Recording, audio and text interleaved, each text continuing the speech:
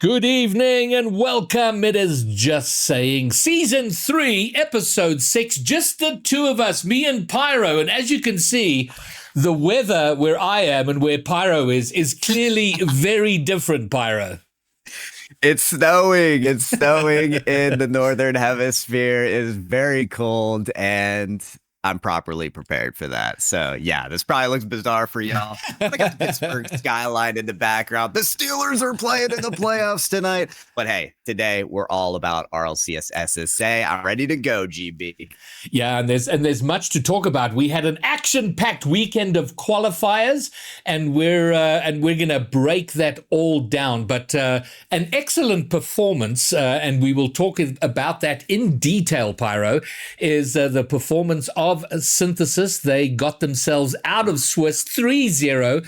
I do believe it's their best performance out of qualifiers so far. Well, at least certainly Synthesis, but the matchup of Declan and Daps under their various titles, most recently Genesix before Synthesis. So I thought, to get things kicked off, because I've ripped him away from a coaching session, so we don't want to keep him away from duties for too long, so we're going to have ourselves a little chat with Declan. How's it, Declan? Hello. So to get things kicked off, would you agree? I think I'm correct in saying it's your best performance out of qualifiers into main event, right? Yes, it is definitely our best performance. We either go 3-2 or 3-1. 3-0 has never happened before. I was going to say 3-2 has to be the most common Swiss outcome for you guys. It was J6 and Swiss round 5. There was no stronger duo last season. So, yeah, that's got to feel great going out 3-0. Yeah, we make it so difficult for ourselves. Well, on that point, have you guys had a conversation about that? Has that been a topic of conversation? Because it was almost reached meme status of like, okay, well, Daps and Declan, they're going to go the longest possible way to get out of Swiss or to qualify. But, I mean, you did quite well in Open 1 and even better here. So I don't know if there's been a bit of thought put to it and how you've managed to break it. Not really. There's not been... no thought. We just play our game, and if we win, we win. If we lose, we lose. We go next. I'm curious, though, about the prep. Like, I mean, we had a huge break between Opens 1 and 2, right, for this first split, this first season. Were y'all grinding, like, in these weeks, or was there a little bit of a holiday? You at least took some time for a break. So what happened, actually, I went away a couple of days after I finished RLCS. And then my matric exams for like a week and a half. Came back, started playing. Then I got a message from my girlfriend saying, "Hey, you're coming with us this week for a holiday," a week prior to RLCS, which is now. And I was just like, oh shit. No playing. So I got home, I had a day to prep and everything. Meshin as well. He only got back 2 hours before we had our warm-up scrum. So Oh my. I was a bit of a holiday, not really grinding. Maybe the break helped in some way. I don't know. Sometimes I take a break from the game and get back in ranked and win. I don't know, Greybeard. What do you make of the holiday trip? I don't know. I do know that for me, the break between Open 1 and Open 2, it seemed a little long. Because it does, and it was over Christmas, so it's kind of a weird time because people going away and other things happening, which can be a bit of a distraction. So does that mean? I don't know now. Are you, Declan? Is this now sort of a winning formula of like, hey, listen, we just show up just before and we play better than we ever have? Honestly, we can keep trying it. We'll push our luck. Okay, well, Declan, you got to do us a solid here in terms of, because you know, normally when you interview players, you get the like me and Pyro will have these long-winded questions, and then the answer to all of that is, yeah, I think so. you got to try and fill in. Give us some more details. So, I mean, you're still with Green Warrior, right, as coach? Yes, we've been with them since we joined Genesis, which was two years ago, I think.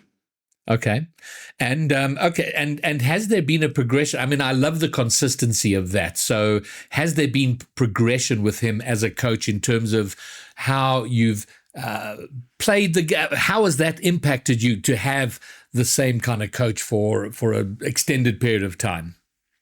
I mean, when you have a close bond with your coach, you seem to just gel well and everything starts to click when you're having like coaching or anything. And he's always open for analysis whenever. So I can just send him a twos, ones game, and he'll be happy to analyze it. And it just helps in the long run. Yeah, that's got to be super helpful. I feel like there's a lot of coach switch ups that happen on plenty of teams. And one of the best things about that player to coach relationship is that like longevity of it, is that trust and that understanding as it moves across time. So Yeah, that's but got to be if pretty nice. if coaches are just changing all the time, you have to look at it like this. Like different coaches have different views and opinions about certain plays. Once you have a coach that knows the play well and analyzes it in depth, and you keep that coach, it starts to sink in and it starts to work out more. Okay, well, take us through the weekend. I mean, how did you feel about your results? I mean, obviously in a 3-0, there may be one series you felt, you absolutely should have won. What were the highlights for you in terms of the series you played and the victories you got? No real highlights. I mean, just everything was clicking. Everything just felt so smooth, not forced. It wasn't forced plays. Everything just felt natural, I guess.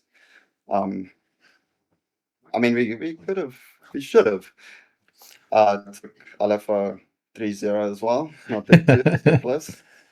Didn't like it, but yeah, win's a win. Well, that's I want to ask about that last matchup just briefly. The matchup looking for Org, it's a 3-2 finish. You're saying it could have been 3-0. Does a result like that reflect what's happening in scrims? Because us as analysts, we hear so much about, oh, well, in scrims, the story's different. We're crushing these teams.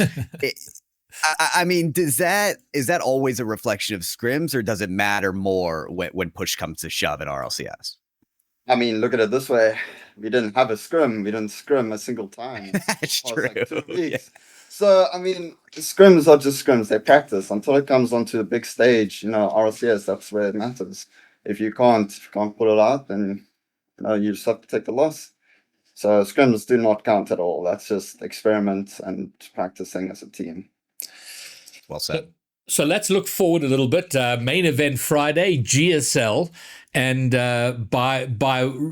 because of how some of the results went this weekend, we have Pioneers and Five Fears look like they're going to be in the same group.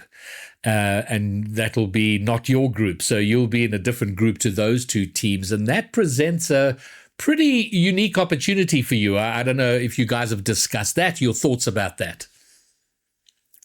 No, we actually haven't even looked. We have not even looked. We don't. We just, on the day we see who we're playing, and it's like, we're playing this team. We're gonna play them. We don't prep or anything. We don't look at it before. So we look at it on the day. That concerns me almost. I gotta be completely honest, because when we're talking about matchups, we're not just talking about, we think this team's better than that one. No, we're saying like, this team's play style is gonna be really interesting when it matches up against this. So we're thinking about it, but y'all aren't. That surprises me. What about like Championship Sunday? Like when it comes to that, who your next matchup is. There's no discussion about that, like not whatsoever. Nope, not at all. We just keep our game. We just keep the same thing. If it doesn't work, it doesn't work. See, you're winning, so I'm not criticizing. I'm just trying to understand the feeling that's working. We don't do anything. We don't do anything. We don't do any preparation. Oh my word! I'll say this as a final thought to that. Some of the teams that have the greatest struggles are teams where they don't know what's coming, right? They don't have enough scrims or experience. So you guys maybe a little bit of a wild card factor. Go ahead, Greybeard. No, well, I would echo Pyro to an extent and say, and look, Pyro and my professional career is pretty dismal. So, take our advice with a pinch of salt. But I don't know. I think a professional doctor would be like, yeah, guys, you should scrim. You should prepare. You should know where you're going. But you know what? You're doing great. You're doing the thing. So what have you even discussed then? What is the result? I mean, you guys did great in Open 1. Do you want to go better? Top 4 finish for you? Definitely, we want to do a lot better than top 6. We should have. I mean, looking at like a viewpoint, LFO beat Cosmico. We got destroyed by Cosmico, but we beat LFO. We should do. We will try and do a lot better. Definitely a top 4, top 3 would be really, really good. Excellent. Well, Declan, Pyro, anything else before we let Declan go and carry on with his lack of preparation? That's sleeping or scrolling on the phone. That's my prep. Oh my God. No, I have just I wanted to do some hot button, controversial, which team is better than the other, but now I'm hearing you don't pay too much attention to these teams, so that might not even be worth it. I'll just ask this one, Declan. Who is a true, I won't say number 1 because that's what y'all shooting for, of course, but who is a truly the better team in the region, Pioneers or 5 years? KCP. And do you have a reason? No questions asked. No, I have a question. I have a follow-up question, which is why do you say that with almost no hesitation? What makes them the number 1? I mean, just look at them. I mean, you got 2 of the best players in SSA on the team and a top 52 twos players. I mean, like, you gotta be number 1. If you're not, you're doing something wrong. You're doing something wrong. Okay. All right. Well, Declan, I think that's going to wrap it up for us. I do want to have you back at some point in the next couple of weeks, next few months, at some point in the not too distant future for a more in-depth interview, because I'd like to pry a little deeper into that head of yours and get a little more information. But we will leave that when you're not. Well, I was going to say preoccupied with an Open that's about to happen, but as you're chilling into an Open regional. So, but thanks for coming to hang for a bit.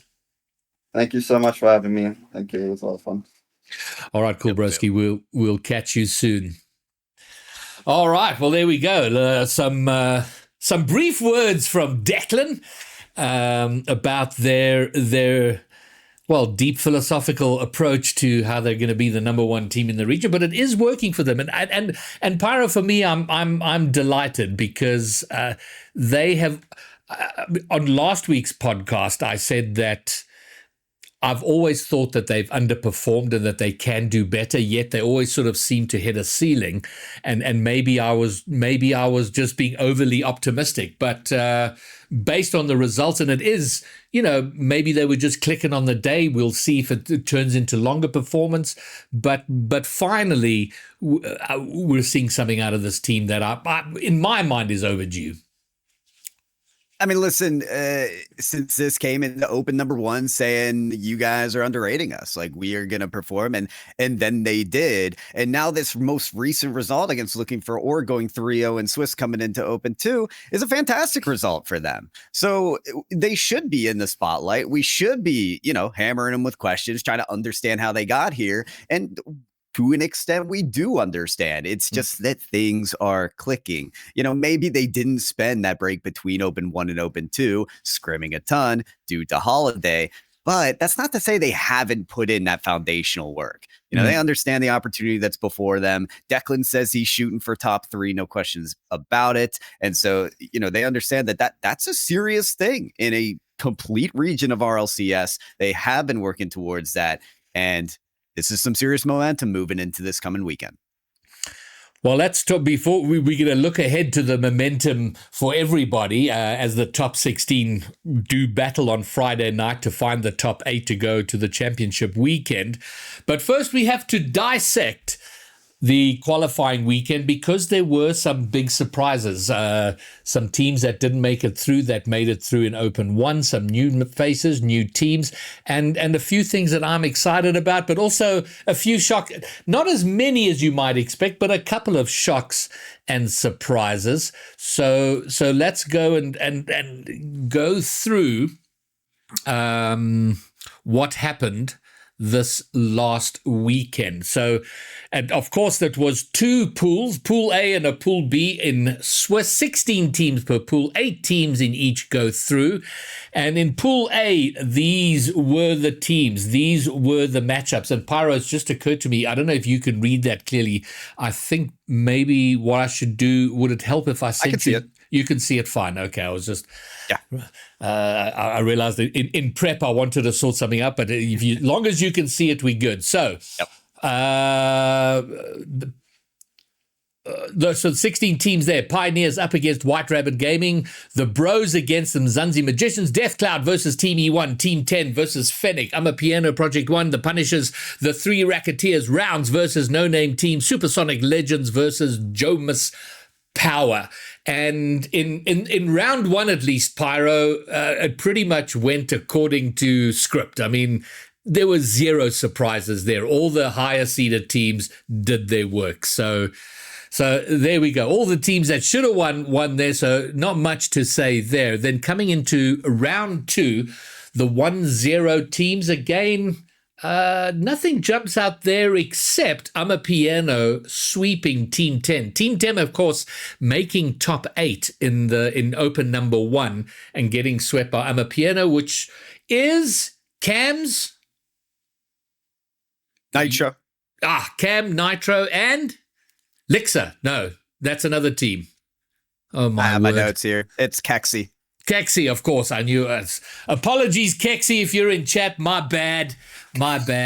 So yeah, There's a lot of teams to keep up with. There was switch up between the opens, and I think this is a great time to talk about Amapiano. I think this is a great time to talk about them because this is really the first look at a team that is about to pop off, right? I mean, we have kind of been waiting for Nitro to get on the right team to get a chance to ascend. And I talked about this last week. I think this is that team. And they started to do it against Team 10, who was the upset king in the qualifiers of the first Open. Team 10 was crashing through teams. So for Amapiano to start out Swiss to sweep this team that was given top team trouble is like the first look at what could be a great thing for these guys. They were very much a little bit of an unknown team. Individually, you know these players. Nitro, for a long time in my books, has been a player bubbling under the surface, hasn't had that breakthrough moment yet. Maybe that comes now. Cam, he's got a decorated history with SSA. And then Kexi also, I don't think he's found a team he can call home and build something with. So I wasn't sure how they were going to be performing, but yeah, overall great performance from them, and there is one more huge result on this on this list here, and it is Death Cloud and the Punishers. To me, those are 2 teams that have proven their worth to be top 8 that we maybe had a question mark around, and you could kind of put both of these teams really at the same part in your power rankings. This match is a big difference maker for the 2 of them, and Death Cloud again take care of a team that have just ran through a bunch of other top teams. So it's a great result for Death Cloud there. Yeah, and they are also a team in my mind that has a bit of distance to go before they reach their potential. I think there is a ceiling that they can still reach if they can get there. All right, so that was round 2, the 1-0 and the 0-1s. Moving into round 3, our first eliminations and first promotions. Pioneers doing what they had to do, but Pyro, not without sweating it a little bit. The Bros, the Bro Crows, taking 2 games off them, forcing a game 5. and they went into game 4 on series point there. So a little bit of a sweat moment for Pioneers. This is not the result that Pioneers are trying to put out there right now. Don't forget that this team, the Pioneers, went the longest of any other team not having taken a loss all the way up to the semifinals of playoffs. So for them to go to game 5 in Swiss here, true, it's against the Bro Crows, who a lot of people would call a top 4 team, formerly Cosmico, for those that don't remember. But they want to handily take care of any team that basically is in 5 fears. And for them to nearly go to round 4 of Swiss, not the result they're looking for. But they still survive, Graybeard. Well, in the end, they did what they had to do, right? But yeah, it was a little bit of a scare. And then Amapiano, we were just talking about it, 3-1ing Death Cloud. So yeah, anyone who doesn't have Amapiano on their list, and I'm just thinking now to the power rankings I did, which we're going to talk about later, and I hope I've got them. I hope I've got them in the right spot. I'm suddenly questioning myself, but we'll come to that. And then Rounds going 3-2 against Project One. Rounds is still, I mean, look, it's an entirely new roster. The Renshiro, the backbone of the roster, and the 2 new reunion players of Onizuma and Willant or Marcy. Have the potential to be good, but man, they had a shaky run through Swiss, as we'll see. Yeah, Project One gave some other teams some trouble later on, which we'll see. So it's not bad from Rounds. I was watching the team streamer Rounds. They do a great job with that broadcast. And Marzi in particular had some fantastic moments. So I'm excited to see more from them. Also, shout out to Onizuma, because I did kind of, I wasn't trying to put him down a little bit, but I was talking about, okay, skill steal, getting inspired. Maybe this is better off for him and the team in comparison to Onizuma. But Onizuma was finding the good reads off the corners and the backboards, and I was impressed with his gameplay on Rounds. So I have to give my flowers to that team. I will echo that. And yeah, part of me does think that maybe Astronic rushed their decision with Onizuma, but I can understand. I mean, their performance for Astronic was very disappointing, and they must have felt like they had to do something. But there we go. That was round 3. So Pioneers and Amapiano going through in Pool A 3-0, and eliminated were Mzansi Magicians and the 3 Racketeers. I got to give a shout out here. The 3 Racketeers is a team which includes Varate, and this is a player out of RSC, out of the community leagues, who grinded away and is now playing RLCS. And I'm looking forward to him making it into the big leagues, but making a top 32. Shout out to Varate on the 3 Racketeers. And then to quickly answer the question, Daps had a question: is there a sheet of how the bracket might look like for main event? Yes, there is, and we're going to talk about it. We have the matchups for Friday night, so we will be talking about it. So stick around, don't go nowhere. And then round 4 in the 2-1 group, Death Cloud going through 3-1 by beating Rounds, and a fairly convincing victory there. But the big shock in Pool A round 4, Pyro, Bro Crows taking 2 games off the Pioneers and getting swept by the Punishers. What was going on there? Tough to make sense of that one, right? You have Team Bro Crocos, who are 1 game away from going 3-0 Swiss, taking down the best team in the region to this. And we shouldn't be completely surprised by this result. And that's on behalf of the incredible performance that the Punishers had in Open number 1. They were Giant Slayers, and they proved to keep that title with this result. This is an awesome thing for them to see. I think this is with the team that picked up Marmone. Yeah, that is correct. So it's still Gold Ninja and Shadow, but they picked up Marmone, who is a really solid player. I remember people in chat last week saying that it's a downgrade from Kexi. Not to put down Kexi, but I don't necessarily agree with that.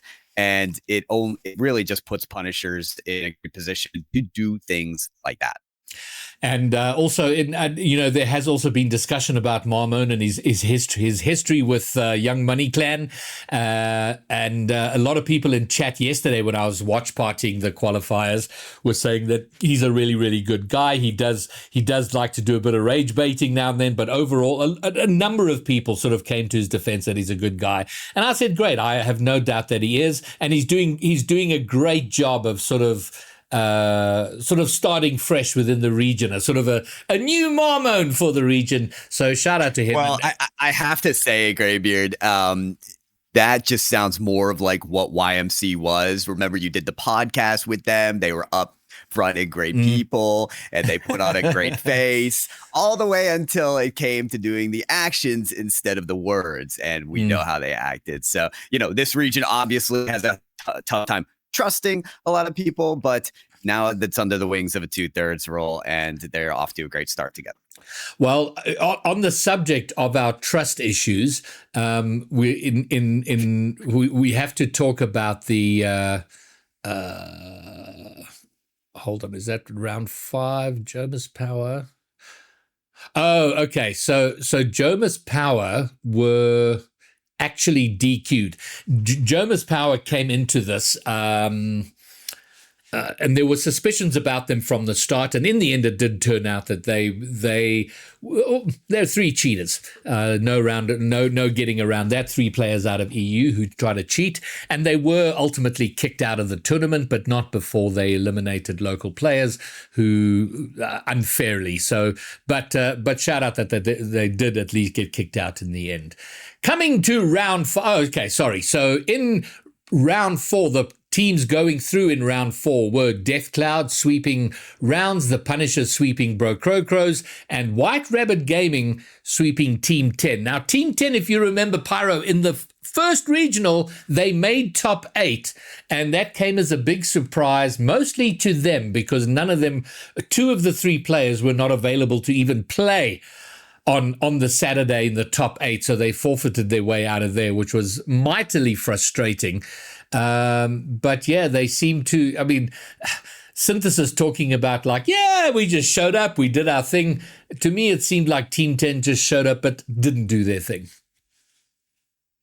Yeah, Snoozy and Tristan. We had to sing their praises because of that top 8 result, but they clearly had a tougher time this go around.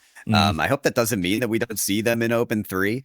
Right? Just because you have one bad weekend doesn't mean that has to define you. Think of the accolades that you collected in that first event.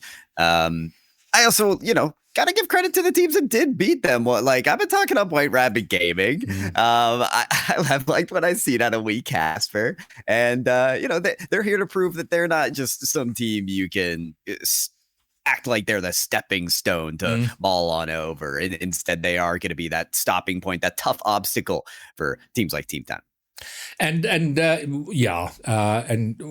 was impressed with White Rabbit. They do make top 16 once again, and hopefully they can go further. Had a bit of an up and down. They were one of the teams that lost early on to this Jomas Power team, but then did have good results. So keeping an eye on there. And then the final thing to talk about in round 4 here is Team E1, which is Zany, Galaxy, and Star. And I feel so much for Zany because he's tried so many different teams.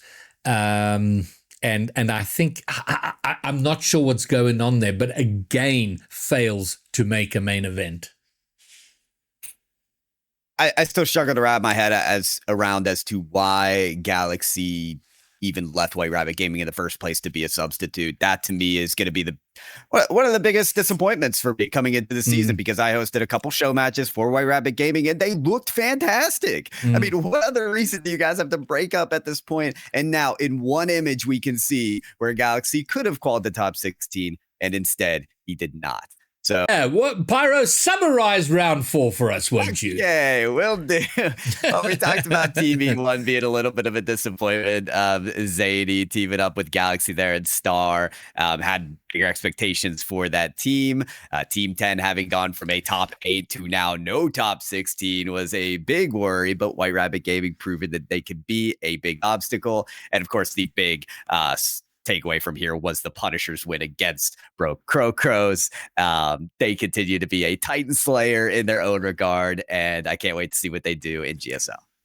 And then Stones, just to answer your question, which has been answered by 6 in chat, but yes, Jomas Power were indeed cheaters. And then Pool A, round 5, Team 10 do not make it out of Swiss. They got beaten by Project 1. And Project 1 were Project 0 in Open number 1. And that was Dusk, Dawn, and Moon.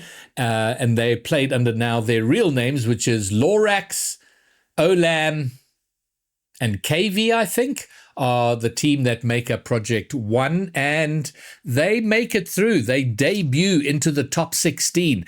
Crows, after making life difficult for themselves, make it out of Swiss into the top 16 in round 5, and then rounds also making life a bit hard for themselves, beat Supersonic Legends. Supersonic Legends were Mercury, Bigfoot, and another guy. I was impressed with them. They did well, and I actually predicted them making it out of Swiss. They didn't in the end, but no doubt we will see them back. Another Team HSK broke up because they weren't happy with their results in Open number 1, but the breakup does not seem to have helped them because neither Bigfoot or Zany making it through to top 16. And that means the teams out of Pool A, top 8, Pioneers, and this is in seeding order, Pioneers, Amapiano, Death Cloud Esports, White Rabbit Gaming, the Punishers, Crows, Rounds, and Project 1. And the Bros can't be happy with being at 6 there, although it's all very close, but still, they made it out. They did what they had to do eventually. They did what they had to do, but this totally impacts GSL. So I can't wait to look at those brackets and what that ends up looking like. Aside from Broco, I mean, these are pretty solid placements. Like if you were doubting on a piano, hopefully those 3-0 cast those doubts away. F Cloud are where they should be. White Rabbit maybe punch up a little bit. I mean, I like that 3-1 result for them. Punishers is good. Rounds to me is where I would have expected them to finish. So 3-2 is about right. Yeah, like I said, I'm so curious about those brackets, but we still have another pool to look at. We do indeed. Let's move over to that pool. Pool B, round 1. And that was Five Fears versus Astronic, LFO versus Strive, Synthesis versus The Wave, Unity versus Terra Esports, New Dogs Old Tricks versus Orangutini and Cristobal Colon versus Monkey Nation, Thrive to Greatness versus IDK, 2 Europeans and 1 South African versus D&D. And this group, very interesting because a lot of debutants. D&D includes Minoto. Minoto is a student at Ultrism School, and I met him in 2024 at the ACGL LAN down in Cape Town, and I had high hopes that he would do well, but has never really done too much. But great to see him now making his debut top 32, so shout out to him. And as for the rest of the openers, also, the only seed not to win was Thrive to Greatness Esports, losing to IDK. But I just want to highlight, this is a good point to highlight this, Pyro. Thrive to Greatness, IDK, and The Wave. These are all Reunion Island teams. And the growing number of Reunion players that are knocking on the door is just fabulous to see. It's that French connection, you know. The French know what they're doing with Rocket League, and so Reunion Island coming up with these teams is fantastic. And yeah, we'll see what kind of wave they made in this top 32 to top 16. All right, well, that was round 1. Into round 2. Five Fears stamping their authority, not having the hiccup that Pioneers did over in Pool A. LFO conceding a game against 2 EU and 1 South African. Synthesis sweeping through Cristobal Colon. Unity 3-1 over New Dogs Old Tricks. And that was, to say it's a surprise is probably overstating it, but Unity are such an experienced roster, and New Dogs a little bit of a pickup roster. Yeah, I could have seen that swing either way, really, with Zyron Shuddock on New Dogs, but I think Unity have that experience under their belt, not only of all these RLCS seasons, but also of competing in Open 1. And, of course, having that Howie Esports connection. If you know, you know. But the other big result for me in this pool was Synthesis and Cristobal Colon, because that Cristobal Colon team is the one with Ram, who us as analysts love to watch. Was one of the players that we could have seen getting inserted into any top team and flourishing. So Ram being with Pingu and Zeph was a team that I was focused on, and Synthesis handling that in a 3-0 is good on them, because I could have seen them stumbling here or there against that team. And then Astronic having a very shaky open number 1. I had a bit of an easier run here in this. I do think Pool B overall was the easier pool to be in. A greater number of unknown players and teams, and doing what they had to do, 3-0ing Monkey Nation. But I think the rest of the rounds will give us a better idea of what went down in round 3. Graduating into top 16 in round 3, 5 Fears and Synthesis. And what a serious series Synthesis had against LFO. I mean, that was talk of the town when we were doing the interview with Declan. He sat there and said, yeah, honestly, should have been a 3-0. And that was after he just talked about doing no scrims over the holiday break. So, funny to hear, but also great to see, because Synthesis have been all about saying we're underrated and we will prove it to you. And there's no better proof than that match right there. And the New Dogs Old Tricks, D&D, Minoto's team, New Dogs Old Tricks did win that, but good to see the youngsters of D&D at least making them sweat it, which was good to see. And then the Wave, I think it's 1 French player and 2 reunion players who are on the Wave, taking down Cristobal Colon, who you mentioned, talked about when we were speaking about the last round. And then Astronic sweeping Strive Esports. And at this point, I got to say, Pyro, I was getting nervous for Strive, because that's Willu. And Willu left rounds. He was unhappy with the result with rounds. But Strive looked like a team that's with Eagle and Helloist. They're not. I think they've got some clicking, some locking in to do. Yeah, you mentioned, that's Willu, and I'm thinking, yeah, that's Eagle. Like 2 players that we should absolutely, no doubt in our minds, see in top 16. And yeah, for them to, not even put up a fight here with the result against the Astronic. I'm sure they did put up a fight. I'm sure the game scores are, speak better to the ultimate result here. But I'm with you, Graybeard. Yeah, some red flags start to rise when you see them at 1-2 in the top 16 Swiss. And then eliminated in round 3 were Terra Esports and Orangutini. And that's as far as I'm going with that name. And then Pool B, round 4. Looking for organization, finally doing what they had to do. 3-1 over New Dogs to make it through, to graduate into the top 16. And then the Wave taking down Unity. And again, these are these young reunion players, man, making, and I hate to say it, but it does come naturally, making waves in the scene, taking down Unity.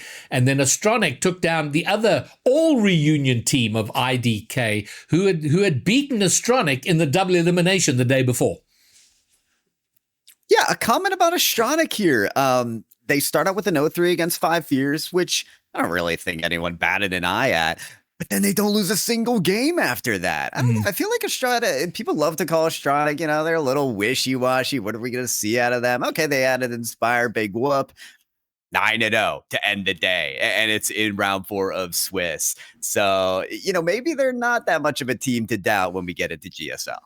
Devour's challenging me in chat, and maybe he's right. There was a big team that RDK beat in the double elims, and I had it in my mind that it was Astronic, and maybe I'm wrong about that. They did take down an established team, and my apologies, Devour. I take it back.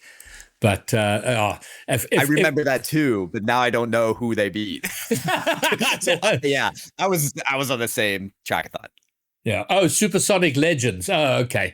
They beat Supersonic Legends. There we go. Thank you, Devour. You should come and run the podcast since you you clearly know ball better than us. Yeah. So Supersonic Legends beat Astronic. Okay. Maybe that's what we. Anyway, moving forward.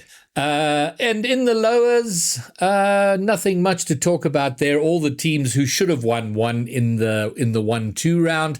And that brings us to round 5. The all reunion team IDK not making it through. New Dogs Old Tricks kind of scraping through there. They make it into the top 16.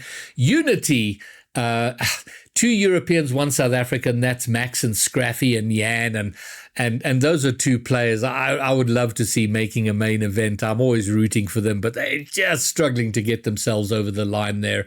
And then Cristobal Colon, Ram, not making a main event, going down 1-3 to Strive. This is where I would love to see a world where Cristobal Colon play literally anyone else.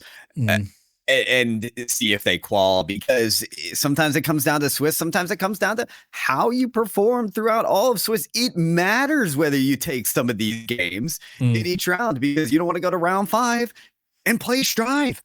So I don't know. For me, it's an unfortunate result for Cristobal Colon. For those players, for them to not end up in top 16, it's literal head scratcher. But I am happy for these other squads. Unity have another shot at top 16. New Dogs old tricks, they also get that same shot. So yeah, another one of the situations where it's like, oh, if you needed me to predict these top 2 matches, I don't know if I could have actually done it, except for maybe Unity. But yeah. All right, well then that means the 8 teams coming out of Pool B are Synthesis, 5 Fears, Looking for Org, Astronic, The Wave, Unity, Strive Esports, New Dogs, Old Tricks. And I do want to say something here at this point, having now wrapped up the Swiss stage as we go and look at our top 16. I actually am very impressed with, it's long been a meme about how much teams break up and how rosters don't stick together. This Open, I have been very impressed with how many teams have stuck together. Out of the top 8, I think 6 of them were unchanged. Out of the top 10, I think only one. There was only one roster change, and that was the Punishers. Out of the top 14, so it is actually much, much better.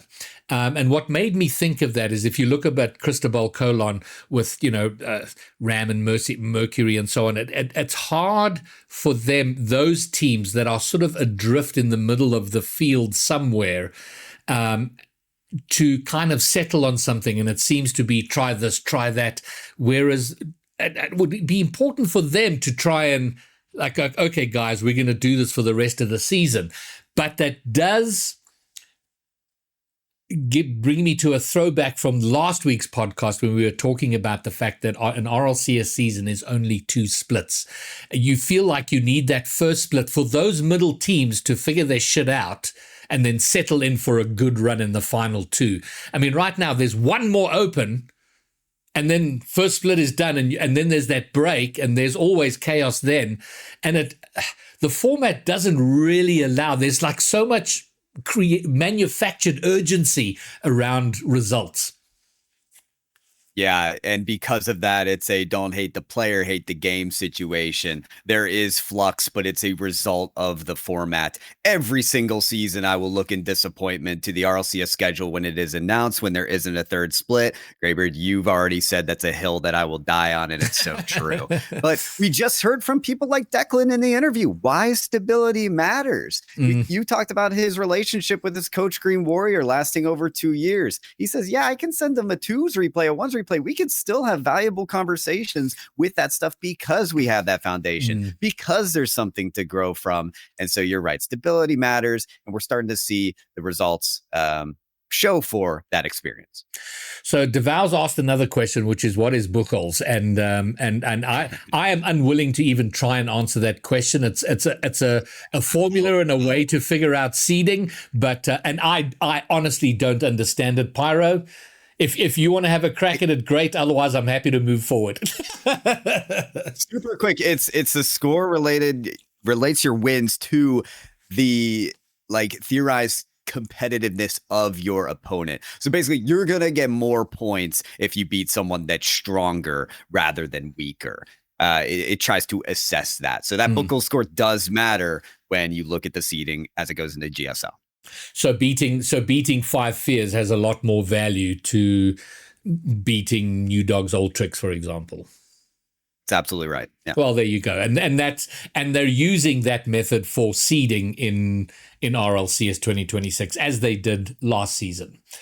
All right, well, that brings us to Friday night.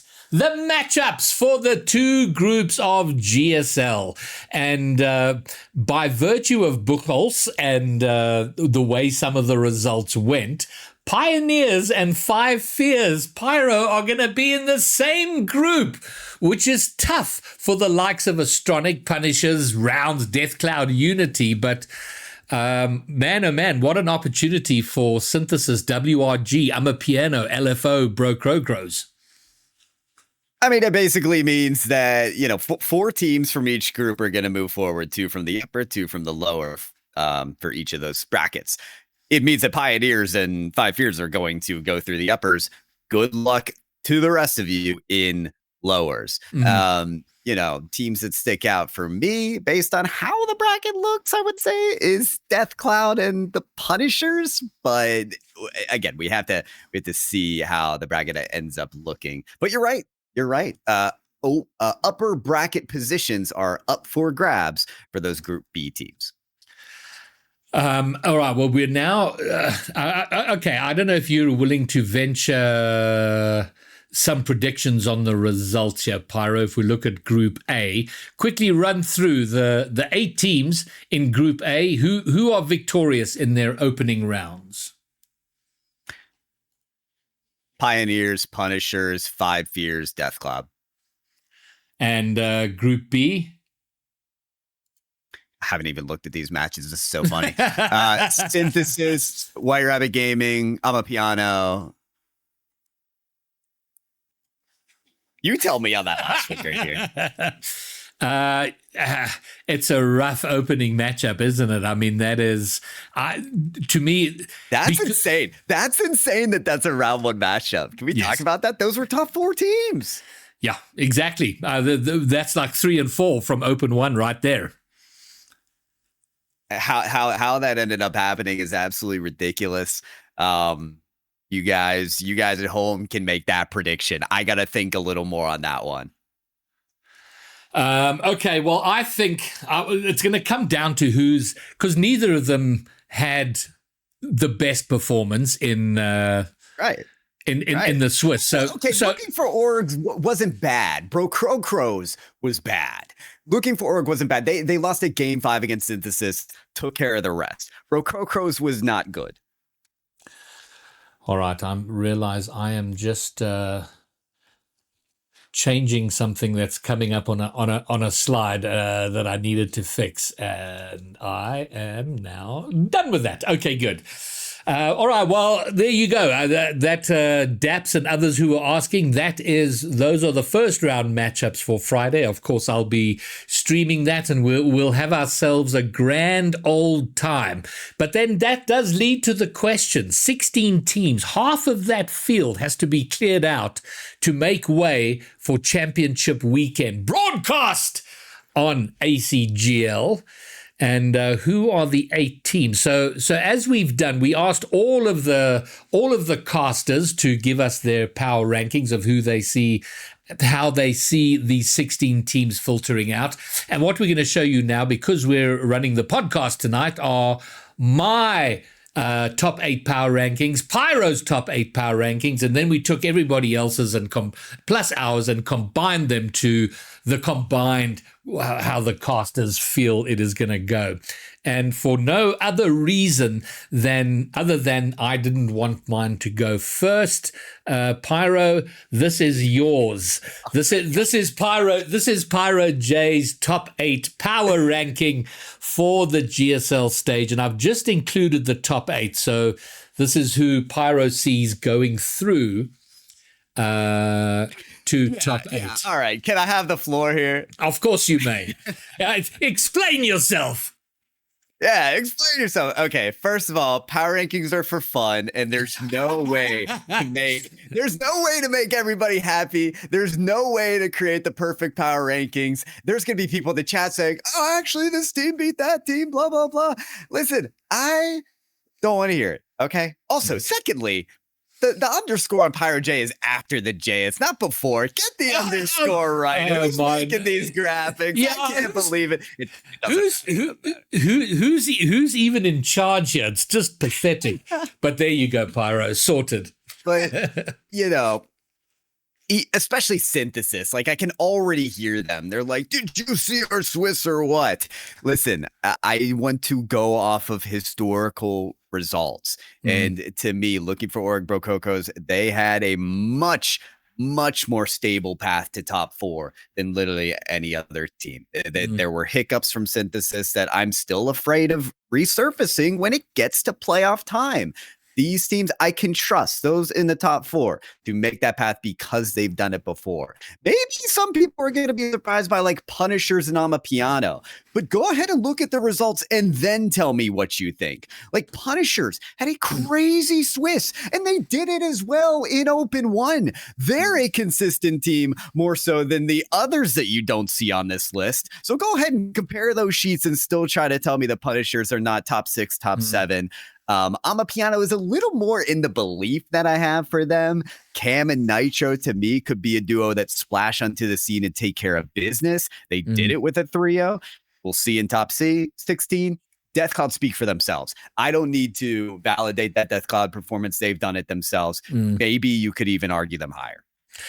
Well, okay, so I'm now going to give you my power rankings, and I do suffer from a bit of recency bias. That tends to be my problem. I'm always like, well, what happened yesterday, rather than, over. So, and I think that will be reflected in mine. So, Greybeard, and no one argues. Pioneers, Five Fears, Looking for Org have been the consistent top 3. And I see, I mean, while you were talking, Pyro, lots of question marks and exclamation marks in chat. Yeah, fair enough. And I, based in large measure on the performance of Brococos yesterday and the performance of Synthesis, I've put them at number 4.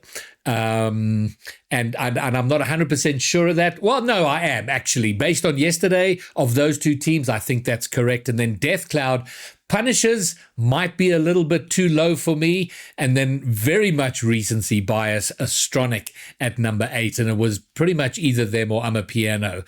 And I think there's a strong argument for Amapiano to be there instead of Astronic based on kind of more, well, there's no history for Amapiano. It would have to be recent. So, well, there you go. So those are mine, similar in many ways, but also different, Pyro. Yeah, I don't know. The thing with Astronic is like, I do believe that they can top 8, but they have that, like, look at their GSL, right? They're in that same group with Pioneers, Five Fears. They have to play the Punishers, who, I don't know, are they seriously looking at that team like, yeah, we're going to win, no doubt?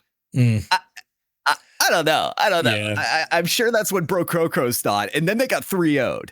So you tell me what will happen in that matchup. But I like your top 8, Greybeard. I really do. I think Deathcloud at a number 6 is a fantastic call. I have them at 8, but you could totally put them at 6. I can't wait for them to do another top 6 in Open 2. That'll be cool. Yeah, my thought is Death Cloud do have a ceiling they haven't reached yet. They could make a foray into that top four, but we wait to see if they make that push.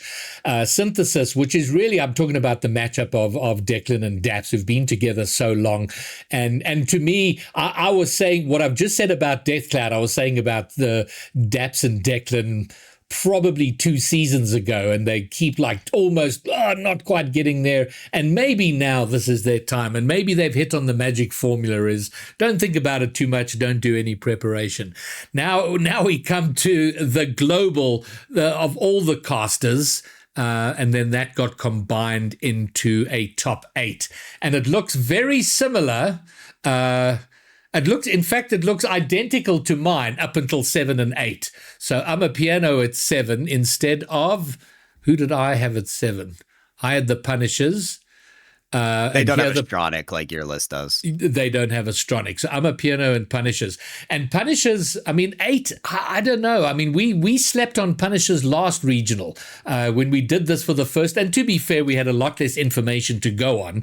But they were sort of down 13, 14, 15. They were like way down there.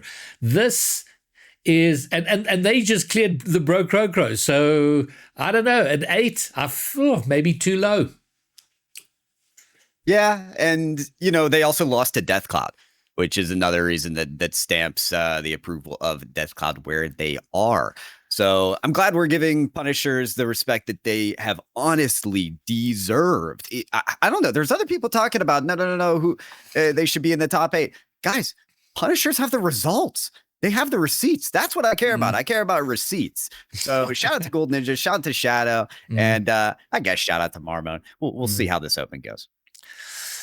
And that, I think, Pyro, kind of brings us to all the main topics for tonight.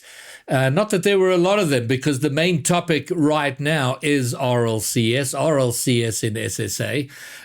But to go a little bit broader, I guess we have to mention again, because it's had no airtime at all here locally, which was Musty's challenge. What is the name of the streamer? I've seen it written. I don't know how to say the name. I got you. It's Jinxie. Jinxie. Okay. How on earth do you get to Jinxie from that spelling? Okay. Well, there you go. Yeah. So this is a cultural moment in Rocket League. No doubt about it, because Jinxie is kind of this massive content creator that's on a roll to revive games that deserve to be revived. So he just finished, I think he's going to do Sea of Thieves soon. He's going to do Cuphead, but this was his Rocket League foray, and the numbers on that stream, he nearly reached 200,000 concurrent viewership on Twitch. And the fact that he did score on Musty, I think, is going to give a lot of new players the fake realization of I can do this. I could do this too. Meanwhile, Musty is as far from a pro as I am, pretty much, which is really saying something. And then Jinxie scoring that goal is not to say that new players can pick it up and perform at that high level. But I think it's a great thing for the game, for its awareness, for maybe more players to get excited about it. And to give it a little bit of context to the 4 or 5 people that don't know what we're talking about. So Jinxie is this massive streamer, and he was challenged by Musty. $10,000. I think the challenge was basically Musty said, you've got a week to practice, and we will have a 1v1. And the first to 100 goals wins. But Jinxie, you can start on 99 goals, which means that Musty would have to score 100 consecutive goals without conceding. And then Jinxie live on stream had a coach. He was on stream training, grinding, learning the game to kind of be as good as he could possibly be by the time this challenge rolled around. And it was hyped up all over Twitch, all over Twitter. The whole Rocket League community were talking about it. Saturday night, the time comes, and first kickoff, Musty scores, so he gets his 1 goal.